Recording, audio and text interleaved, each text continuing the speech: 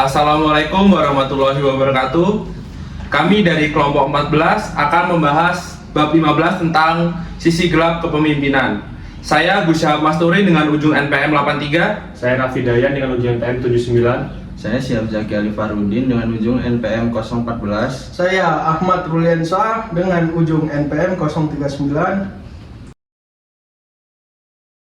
Oke, di sini saya akan menjelaskan yaitu yang pertama pendahuluan. Pengertian kepemimpinan. Kepemimpinan adalah proses yang melibatkan seorang individu dalam mempengaruhi dan memotivasi orang lain untuk mencapai tujuan bersama. Proses ini mencakup yang pertama pengaruh. Pemimpin memengaruhi perilaku dan sikap anggota tim melalui komunikasi, pengarahan, dan contoh. Motivasi. Pemimpin memotivasi anggota tim dengan cara yang mendorong mereka untuk berkontribusi secara maksimal dan berusaha mencapai tujuan yang telah ditetapkan. Tujuan bersama yaitu semua anggota tim bekerja menuju tujuan yang sama, yang seringkali mencerminkan visi dan misi organisasi. Dan yang selanjutnya yaitu kontrol berlebihan.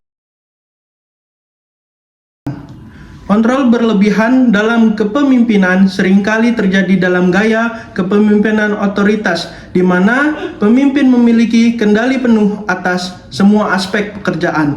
Dalam model ini, pemimpin membuat semua keputusan utama dan mengawasi setiap detail pekerjaan tanpa melibatkan anggota tim dalam proses pengambilan keputusan. Yaitu ada juga dampak-dampaknya. Yang pertama, otonomi berkurang. Penjelasannya yaitu anggota tim merasa tertekan dan tidak diberi kesempatan untuk membuat keputusan sendiri. Mereka menjadi kurang terlibat dalam proses kerja dan merasa kurang memiliki kontrol atas pekerjaan mereka. Dan yang kedua yaitu konsekuensinya pengurangan otonomi dalam mengurangi rasa kepemilikan dan tanggung jawab anggota tim terhadap hasil kerja mereka. Dan selanjutnya ada kreativitas terhambat. Penjelasannya, dengan adanya kontrol yang ketat, anggota tim merasa terbatasi dalam bereksperimen dan mencoba pendekatan baru. Pemimpin yang mengontrol semua aspek dapat menghambat inovasi dan ide-ide kreatif. Dan konsekuensinya, inovasi dan perbaikan berkelanjutan menurun karena anggota tim tidak merasa bebas untuk mengeksplorasi solusi kreatif. Yang terakhir yaitu adalah stres meningkat. Penjelasannya, tertekan untuk mematuhi instruksi yang ketat dan ketidakmampuan untuk berkontribusi secara pribadi dapat menyebabkan ketidaknyamanan psikologis tim dan menurunkan produktivitas serta kepuasan kerja mereka. Yang slide selanjutnya yaitu kurangnya transparansi. Kurangnya transparansi dalam kepemimpinan terjadi ketika pemimpin tidak terbuka dalam berbagi informasi penting dengan anggota tim. Informasi yang relevan mengenai keputusan, kebijakan, dan tujuan organisasi tidak disampaikan secara jelas atau lengkap. Hal ini dapat mengakibatkan anggota tim merasa terisolasi dari proses pengambilan keputusan dan arah strategi organisasi.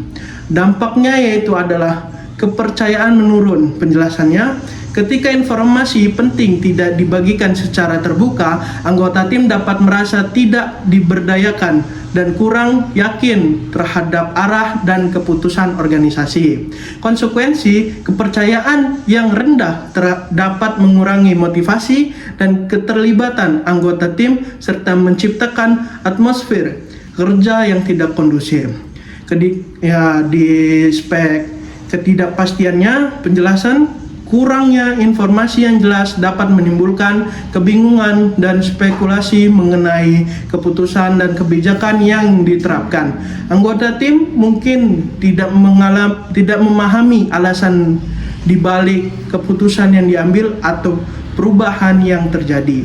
Konsekuensinya, ketidakpastian dapat mempengaruhi kinerja dan keputusan kerja serta menyebabkan stres dan ketidaknyamanan di kalangan anggota tim. Slide selanjutnya yaitu kepemimpinan manipulatif. Kepemimpinan manipulatif terjadi ketika seorang pemimpin menggunakan taktik manipulatif untuk mencapai keuntungan pribadi atau mendukung kelompok tertentu. Dalam gaya kepemimpinan ini, pemimpin mungkin memanipulasi informasi, memanfaatkan hubungan pribadi, atau memanfaatkan kekuasaan untuk keuntungan pribadi atau kelompok tertentu, bukan untuk kepentingan organisasi secara keseluruhan. Dampaknya yaitu integrasi menurun. Penjelasannya, ketika pemimpin menggunakan taktik manipulatif, kualitas moral dan integritas kepemimpinan menjadi dipertanyakan. Kepercayaan pada pemimpin dapat berkurang karena tindakan mereka yang tidak etis. Konsekuensinya, menurun integritas dapat merusak reputasi kepemimpinan dan organisasi, serta menimbulkan keraguan dan kalangan anggota tim mengenai kejujuran dan etika pemimpin, yaitu moralitas terancam. Penjelasan, anggota tim merasa bahwa nilai-nilai etika dan moralitas tidak dihargai atau diabaikan ketika manipulasi menjadi praktik umum. Nilai-nilai etika dan standar moral organisasi bisa terancam. Konsekuensinya, penurun moralitas di antara anggota tim dapat menyebabkan ketidakpuasan, penurunan motivasi, dan konflik internal yang berdampak pada kinerja atmosfer kerja. Itu yang selanjutnya di slide, yaitu ada studi kasus insiden pesawat. Insiden pesawat seringkali melibatkan kegagalan sistem dalam penerbangan yang diperparah oleh kepemimpinan yang buruk. Dalam kasus ini, kegagalan teknis atau sistem yang ada di pesawat dapat diperburuk oleh kurang koordinasi, komunikasi yang buruk, atau keputusan yang tidak efektif dari tim kepemimpinan dalam situasi darurat. Analisis kebingungan. Penjelasannya, respon yang tidak jelas dan buruk dari kepemimpinan atau tim kepemimpinan dalam menghadapi situasi darurat dapat meningkatkan kebingungan di antara kru dan penumpang. Ketidakjelasan dalam instruksi atau tindakan yang diambil dapat memperburuk keadaan dan meningkatkan resiko keselamatan. Konsekuensinya, kebingungan yang terjadi dapat menyebabkan kekacauan yang ketidakpastian, memburuk situasi darurat, dan berpotensi mengancam keselamatan penerbangan. Krisis manajemennya, penjelasan, kesalahan kepemimpinan dalam mengelola situasi krisis dapat memperburuk keadaan. Keputusan yang salah atau tidak efektif selama krisis dapat mengakibatkan penanganan yang buruk terhadap masalah dan dampak negatif yang lebih besar. Konsekuensi, krisis manajemen yang buruk dapat menyebabkan kerusakan lebih lanjut, peningkatan risiko lebih bagi penumpang dan kru, serta menurunnya reputasi organisasi terkait keselamatan dan efektivitas manajemen krisis. Oke, selanjutnya akan dibacakan atau akan dipresentasikan oleh kawan saya. Selanjutnya materi tentang dampak psikologis pada anggota tim. Yang pertama ada stres dan kecemasan. Kepemimpinan yang buruk dapat memicu peningkatan stres dan kecemasan di lingkungan anggota tim. Faktor-faktor seperti kontrol berlebihan, kurangnya transparansi, dan kepemimpinan yang manipulatif menciptakan lingkungan yang penuh tekanan dan ketidakpastian. Selanjutnya ada penurunan kinerja. Ketidakpuasan dan ketegangan yang disebabkan oleh kepemimpinan yang buruk dapat mengurangi produktivitas dan kepuasan kerja. Anggota tim yang merasa tidak dihargai atau tertekan mungkin tidak bisa memberikan performa yang terbaik. Selanjutnya ada contoh pada saat pengalaman penumpang dan pramugari. Pengalaman penumpang dan pramugari dapat sangat terpengaruh oleh kepemimpinan yang tidak efektif, terutama dalam situasi yang darurat. Ketidakmampuan pemimpin atau manajer dalam memberikan arahan yang tepat dan jelas dapat menambah kesulitan yang dialami oleh penumpang dan pramugari selama insiden tersebut. Kegagalan dalam memberikan instruksi yang jelas dan efektif dapat mengakibatkan kebingungan dan kekacauan di antara penumpang dan pramugari. Petunjuk yang ambigu atau tidak memadai dapat menghambat respon cepat yang diperlukan dalam situasi yang darurat. Selanjutnya ada mengidentifikasi tanda-tanda kepemimpinan negatif. Yang pertama, kurangnya komunikasi. Informasi yang tidak disampaikan secara efektif atau tidak dibagikan kepada anggota tim dapat menandakan masalah dalam sebuah kepemimpinan. Kurangnya komunikasi dapat menyebabkan kebingungan, ketidakpastian, dan kesulitan. Selanjutnya ada keputusan sepihak. Pengambilan keputusan tanpa melibatkan anggota tim atau meminta masukan mereka adalah indikasi kepemimpinan yang buruk. Keputusan sepihak dapat mencerminkan ketidakpedulian terhadap perspektif atau kebutuhan tim. Yang terakhir ada ketidakadilan. Perlakuan yang tidak adil terhadap anggota tim seperti favoritisme atau ketidakadilan dalam distribusi tugas dan penghargaan dapat menunjukkan masalah dalam sebuah kepemimpinan. Selanjutnya, cara untuk mengatasi sisi gelap kepemimpinan.